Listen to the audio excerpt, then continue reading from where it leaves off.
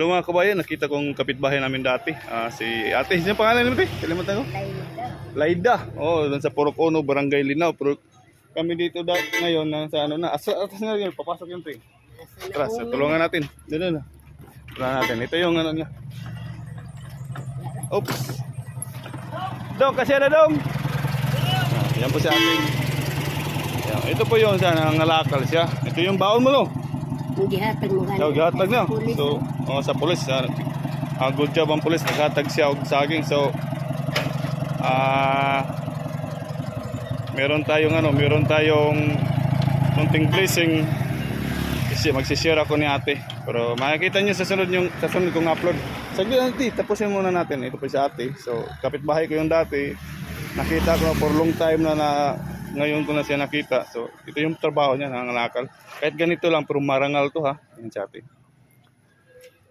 Yan po si ate. Yan. Kahit ganito lang trabaho ni ate, pero marangal to. Hindi to magandang trabaho, pero ninakaw naman. Ito pa yung ano niya. So, nakita ko siya. Lagi ko siya nakikita habang pumunta na ako dito. So, nano yung puso natin, siyempre. Kung sino naman gustong tumulong dyan, baka naman kahit maliit na bagay lang po, i-PN nyo lang ako o sa YouTube channel ko, pwede naman kahit kunting ano lang. So ako magsishare ako within personal na ako. So makikita nyo sa next vlog, ikot out ha, baka masagasaan ako dito. Yan, yan po si ate. Diyan ka lang te. Yan po yung hanap buhay niya. So mabuti naman, nagkita din kami. Araw-araw ito mo ginawa mo to no. Araw-araw niya ginawa. So kawawa naman no. So kahit tayo mahirap nan, may konting blessing naman tayo. So ato lang i-share.